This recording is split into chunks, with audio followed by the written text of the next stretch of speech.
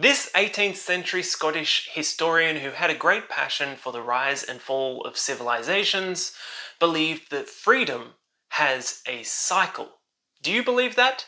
Let's have a look where we are in that cycle, if it's true at all. Hi guys, my name is Kurt Provost and welcome to Exit West, the channel where we explore the crisis the West is going through right now and take a look at options outside of the West to have a plan B or an escape route of sorts.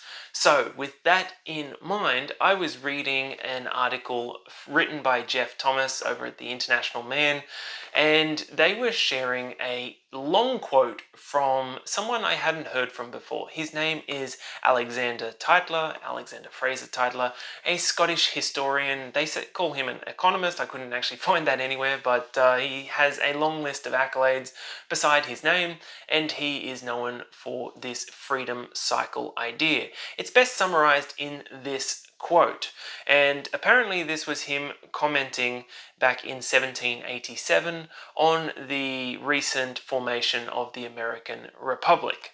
So, here's what he has to say. A democracy is always temporary in nature. It simply cannot exist as a permanent form of government. A democracy will continue to exist up until the point that voters discover they can vote themselves generous gifts from the public treasury. From that moment on, the majority always votes for the candidate who promises the most benefits from the public treasury, with the result that every democracy will finally collapse due to loose fiscal policy, which is always followed by dictatorship. The average of the world's greatest civilizations has been about 200 years. These nations always progressed through this sequence. And that sequence is from bondage to moral certitude, from moral certitude to great courage, from great courage to liberty, from liberty to abundance, from abundance to selfishness, from selfishness to complacency, from complacency to apathy, and from apathy to dependency, and finally you have from dependency back to bondage. And so the cycle goes. That is The Freedom Cycle by Alexander Tytler. And what do you think of that cycle? Does it ring true?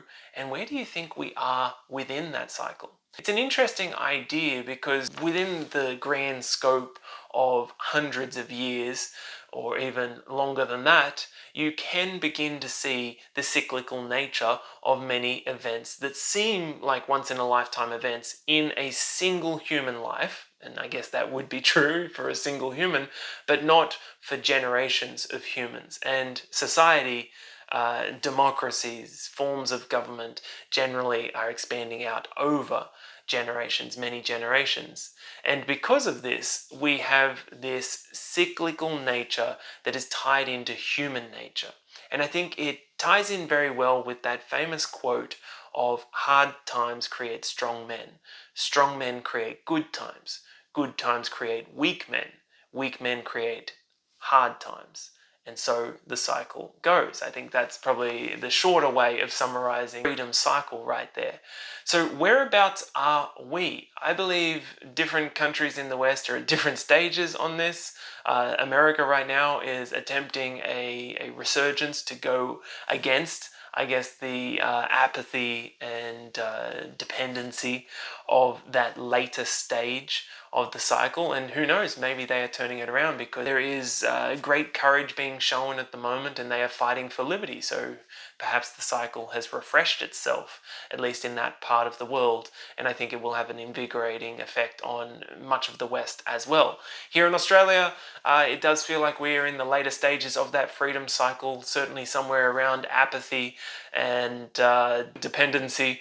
So the thing to keep in mind is that not everywhere in the world moves in unison. In fact, I would say many places move to their own beat. And while one country is rising, one area, one region, one civilization is rising another one is falling.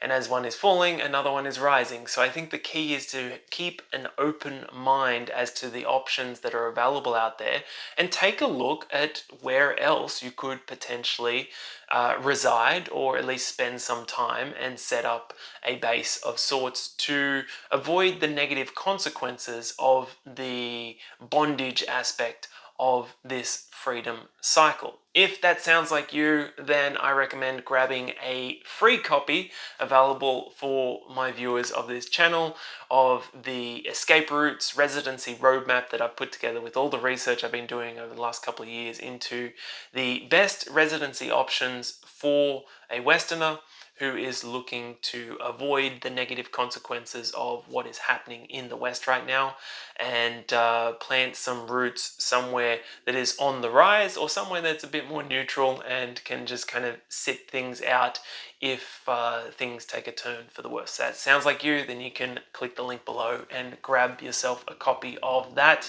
Keep in mind, guys, I don't believe there are any perfect places out there, but I do believe that there could be somewhere that is perfectly suited for you and your unique needs. Let's go and find that place together.